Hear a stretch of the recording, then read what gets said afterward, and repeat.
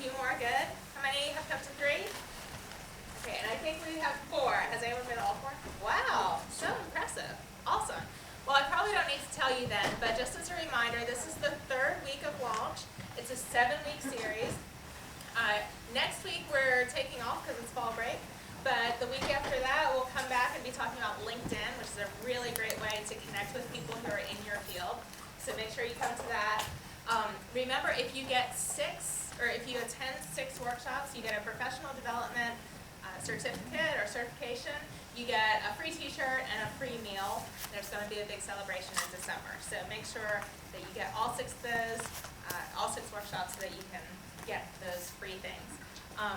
One more thing, if anyone is interested in being a career ambassador, like these lovely people here, you should talk to Ben in the back.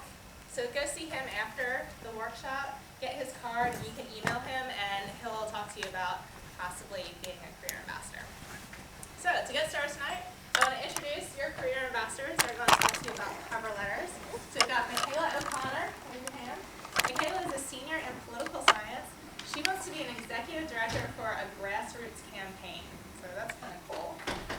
And then we've got Kelly Goss. And Kelly is a senior in mathematics and statistics. And she wants to be an actuary. Does anyone know what an actuary is? Maybe what's an actuary? Yeah, very good. So maybe you should work for an insurance company and decide how much you have to pay for your premiums because you wrecked your car 5 times, right? Hopefully not. All right, and then we've got Dan Oliver over here. And Dan is a senior in statistics, and he wants to be a statistical consultant. So they're getting on their career path, and hopefully they'll help you kind of get on yours as well. So I'll turn it over to you guys. Thank you, Sarah. Right, like Sarah said, my name is Dan Oliver, and we're going to be talking to you about cover letters today. But before we get into that, we're going to be in here for an hour together, so just to get to know each other a little bit. Find a partner, and both of you pick your favorite question out of these 3 and tell each other, answer that question. You can start now.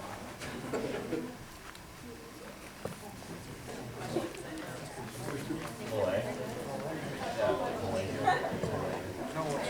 Not Malay. Yeah, like Malaysia. Yeah, I like that show.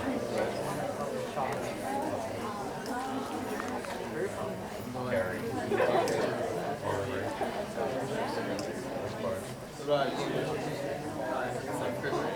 Yeah,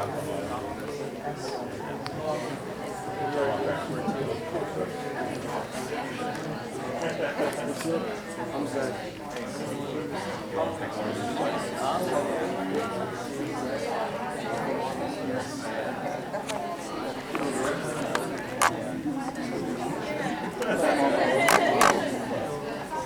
You with your laptop? You didn't look familiar.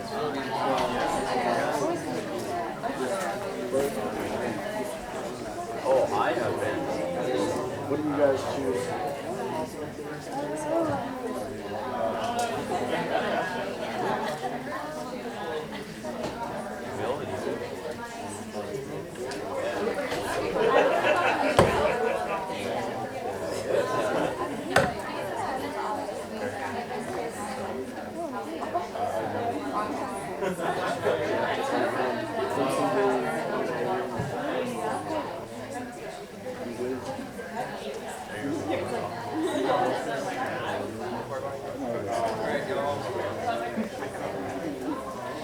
Thank you, Kevin. What was in this? Does anyone have one that stood out to them? Something really interesting, someone can do, or someone that really inspired the person you talked to? Does anyone want to share that? What if I bribed you?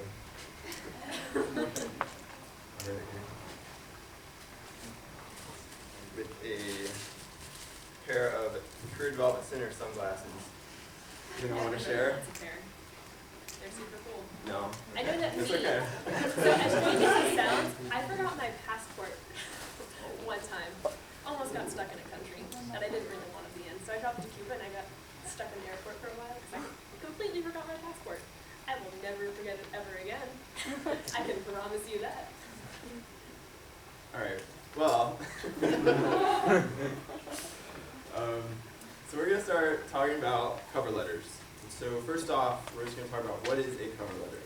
So with most job applications, they're going to ask for your resume, but also they're going to want you to attach a cover letter. And this is more of you're sort of telling a story, and it's going to be talking about your experiences that maybe your resume didn't highlight as well as you wanted them to. So we're going to talk about how to structure a cover letter, what to include in it, how to organize it, how to communicate effectively through email, so when it's appropriate to have that conversation over email, and how to professionally write an email, and then writing thank you letters, how to write them, when to send them, and who to write them to. So there are a lot of things about the job search process that you can't change, such as what the competitors are like, so the competitors' experience, but something that you can change is that you have control over is your attitude during the job search process and how you convey yourself to the employer and what you look like on paper. And so that's a lot of what we're going to talk about today with the cover letters, is really showing yourself off in that on the paper. So before you write your cover letter, the first thing you want to do is a lot of research. One, you want to research the job that you're applying for. You want to know the job description up and down. And we're going to get into a little bit later about why it's so important to know everything that job description says. You also want to research the organization. Find out why you're passionate about it, and use those passions when you're writing your cover letter. And that'll make your cover letter a lot stronger. And also research yourself.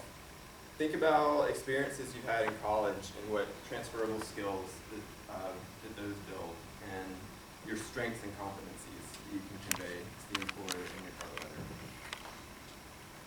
There are two types of cover letter. One's an application cover letter. So, like I said before, a lot of job applications are going to ask for a cover letter. So those are specific to a job that has a job description. And another one is a networking letter. So let's say you really want to work at Quintiles someday. You don't have a specific job description to go off of, but you know that that's a company that you're interested in. So a networking cover letter is appropriate in that situation, where you're requesting information about potential jobs in the future. All right, so we're going to get into a little bit of exactly how you structure your cover letter and like what it contains. So, does anybody know who this guy is? All right, I want to do a little pair and share. So find your partner again, or a new partner or something, and talk about why you think I'm going to tell you about Barney and how that relates to cover letters. And you don't have to have like a great answer, just maybe come up with something that you think might be a related thing to cover letters or something. So, talk to your neighbor.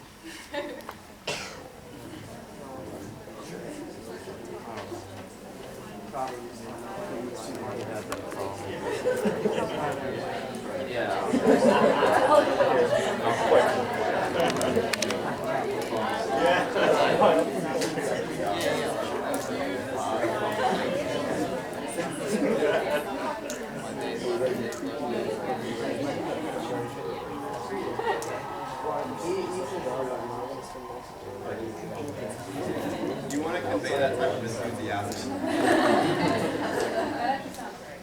Okay, does anyone want to share their answer? Still free sunglasses. Okay, yeah. So yes, first paragraph's going to be, I love your company. Second paragraph's going to be why your company should love me, and then it's going to be why you want to hire me.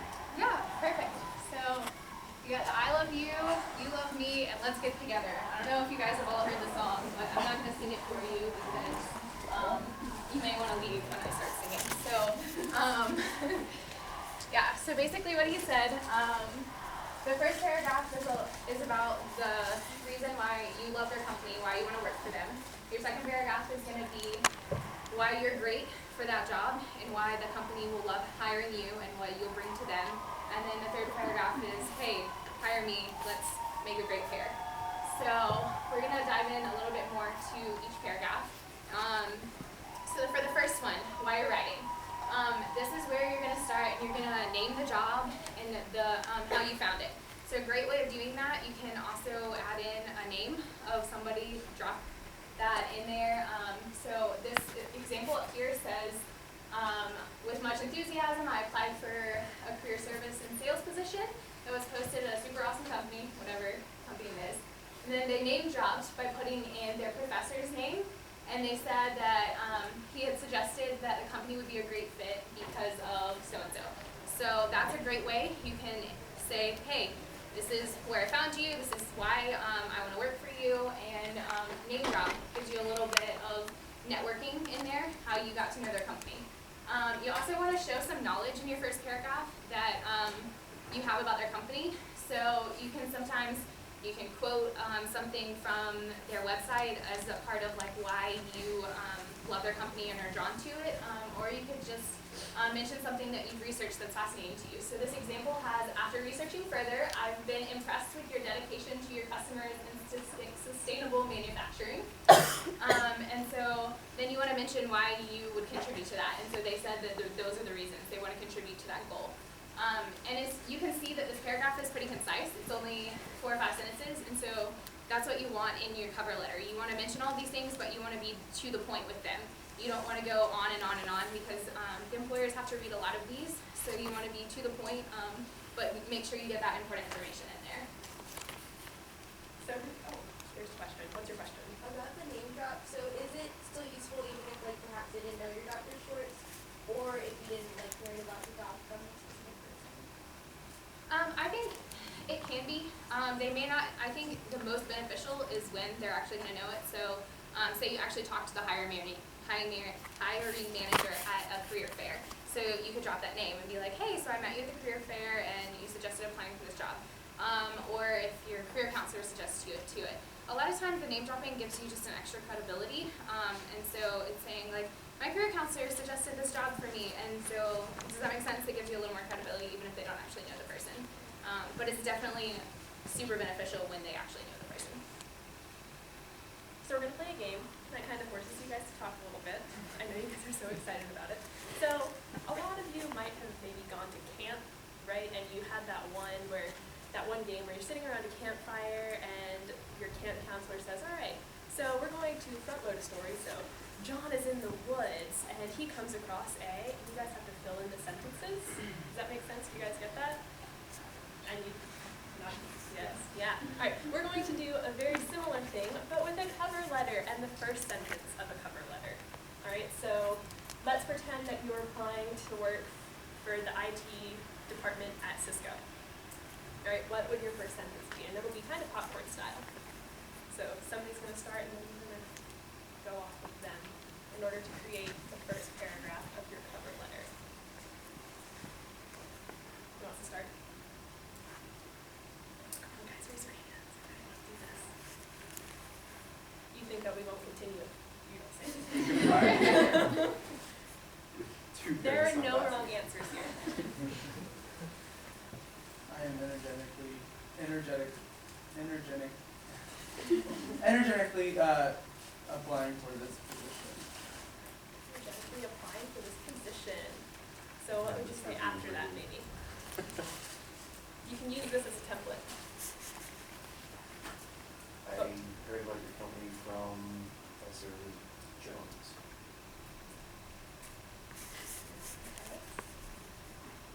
Let's do 2 more sentences. Come on, guys. I know you can do it. You're in college. You're smart. I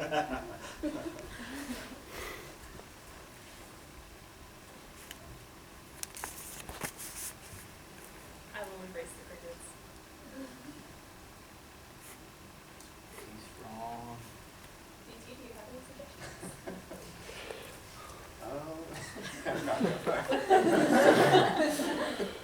What were the first two? He's energetically applying for the position that he heard about through Professor Jones. I'm passionate about your mission to benefit people in whichever way Cisco does. That's not how you would word that in a cover letter.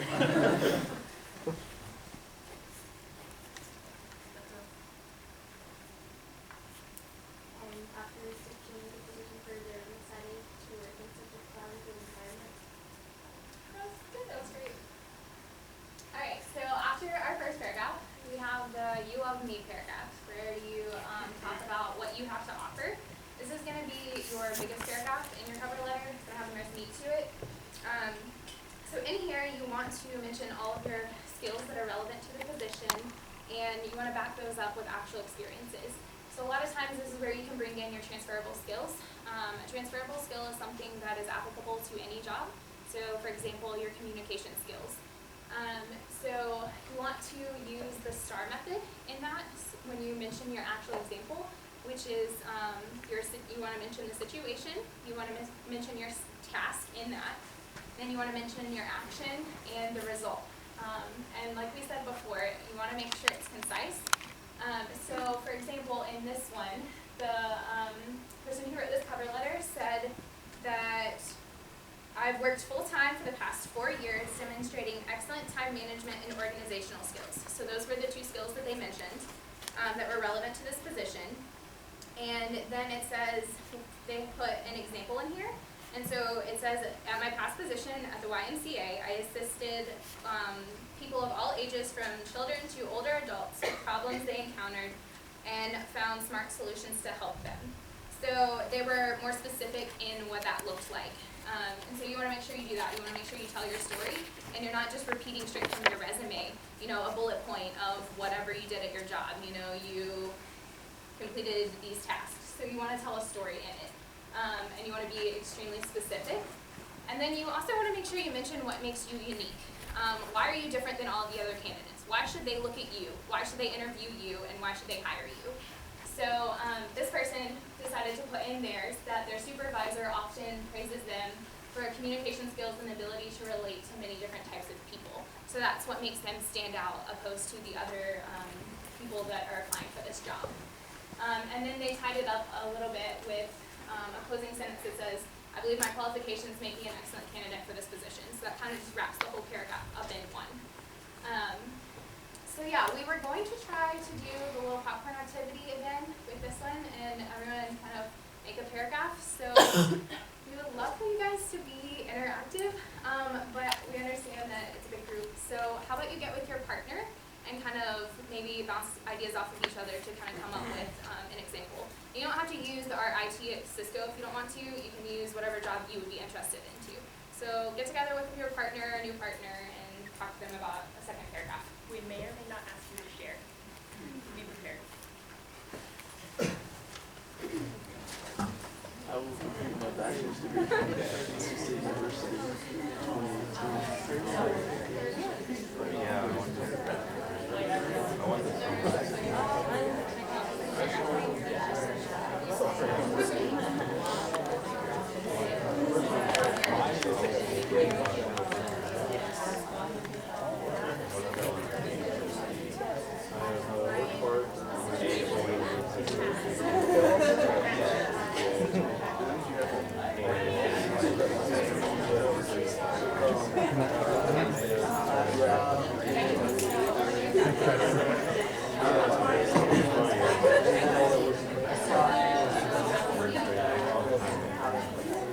Always more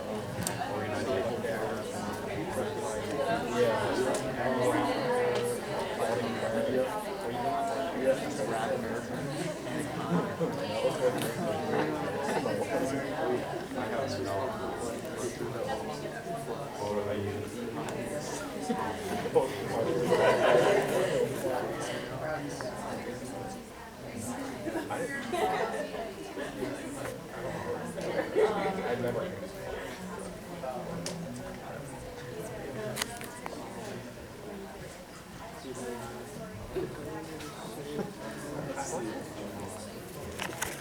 So, who wants to share?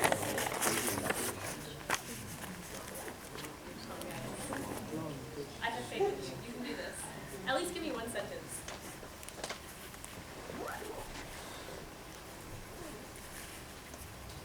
Share ours. You got one? I'll complete my bachelor's degree in chemical engineering from North Carolina State University in May of 2019. Perfect. Anybody else? And I promise this will be the last one.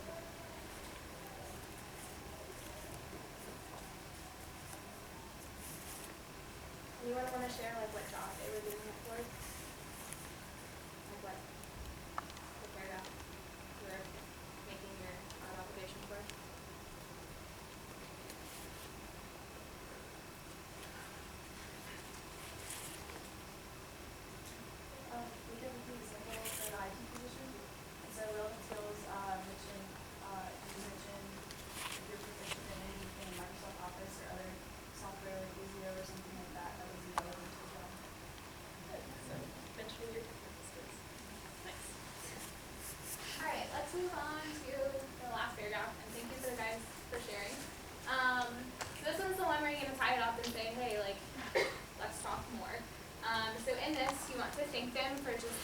document their willingness to look over your application and consider you for the position. You also want to be a little specific, not a little, you want to be specific about what you're asking for. So you want to say, like, I would love to talk to you more about this. And then you want to make sure you give them your contact information. I know that you'll have your phone number, your email on your resume, but you want to make sure you put it in this last paragraph as well. It never hurt to have that in multiple places. It makes it very easy for them to see it and to contact you very easily, not have to look for it somewhere else. And so you can just say, please contact me at this phone number or this email address. And then lastly, you can mention that you've attached your resume. This example doesn't do that, but you can say that, thank you for your time. Please contact me at this. I've attached my resume to follow. And then just say, you can always wrap it up by saying, like, I look forward to talking to you further about this position. So we're not going to do an example with that one because it's pretty simple and pretty short and to the point. It's pretty formulaic. Anyways, so a little bit to wrap up about the formula of your cover letter. You always want to make sure that you print it on a quality sheet of paper, 8.5 by 11. You don't want it to be all bent up and not look professional. You also want to make sure that you don't have any spelling or grammatical or punctuation errors in it. So have 2 or 3 people look over it, proofread it for you. It always helps to have another eye look at it. Another tip that I have for that proofreading, read backwards. Like, read your sentence. If you have the sentence like, please contact me, read like, me, contact, please, because you'll pick up on the misspellings easier that way. Or if you have the wrong word, like sometimes if you put like don't instead of done or something, you can see that a little easier if you look at the things backwards. Because your brain automatically, as you read, will sometimes like put in what you're thinking it's supposed to sound like, rather than what it actually says on paper. Then you want to make sure that it looks very balanced and it's only 1 page. Because a lot of times companies will look at a lot of different ones, and so like with resumes, the first glance is worth a lot, and so make sure it looks visually appeasing. Appealing, yes, visually appealing. I'm so sorry. And then you want to make sure you address it to a specific person. You don't want to say to whom it concerns. So with that, it's hard sometimes to know exactly the person who's going to be reading your cover letter.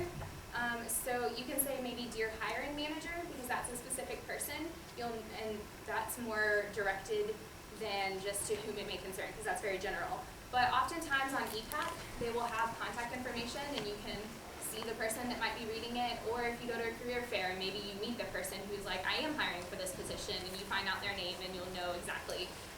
Or sometimes even in the job description, it'll have at the very bottom who to contact about the position, so you can put in that person's name at the very beginning. Then we also suggest, make sure when you're done with everything and have it all finalized and ready to submit, convert it to a PDF file instead of leaving it as a Word document. And the reason for that is because a lot of times when you open a document on another computer, they might have a different year or format of the program, and so it changes the way you have formatted your letter, and so it won't show up visually appealing like it does on your computer. And then make sure you sign it. It kind of gives us that last final touch to it. It says, all right, this is official, it's all done, it looks pretty. And a good suggestion that Ms. Lane has shared with us for doing that is if you take a regular blank sheet of computer paper and sign your name with a Sharpie really big, you can scan it into your computer and save it as a JPEG, and then attach it in your resume. And so it looks like you've actually taken a pen onto the piece of paper and signed it, rather than just having like the font, like in Times New Roman, your name. So it makes it look a little more official. Or you can just print off the cover letter, sign it, and then rescan it in. So that's up to you, however you want to do that. Alright, so as I talked about earlier, before you write your cover letter, you were doing a lot of research on yourself, the job you're applying for, and the organization you're applying to. And also, when you start writing your cover letter, a lot of times what happens to me is I immediately will dive into it, and I'll just think to myself, what am I going to write here? I have 2 paragraphs to talk about why I love the company and why they should love me. What do I talk about? And the job description will pretty much tell you what to write in your cover letter. So the job description is we're gonna go through a sample one in a second, but it's gonna give you the keywords that they want you to use in your cover letter. So, for example, let's say the job description says they're seeking a college graduate. That's where you say, I'm about to graduate with my Bachelor of Science in English from NC State. Strong communication skills. And so that's where you're looking at what they want to see, and you're going to have those examples ready. So I've demonstrated strong communication skills as demonstrated by my public speaking experience in Communication 110 here at NC State University. That was a bad example of trip up. Computer skills as demonstrated by a computer science course I took or an internship I had last summer. Or a team player as demonstrated by this organization I've been in. So that's where the job description is going to be your most helpful tool in writing a good cover letter. So we have an example here for someone who's applying to be a development officer. And these qualifications are the main place where you're going to want to look for what to include in your cover letter. So one of their qualifications is they're looking for someone with 3 to 5 years of progressively responsible development experience. So you're going to look at what you'd be doing at that job and relate an experience that you've had to that. So let's say you were a mentor. That's where you could talk about being a development leader. So you help develop skills in other people while you're in NC State. And that would go in your second paragraph, the you love me. The second bullet point you would include in the I love you, the first paragraph of your cover letter.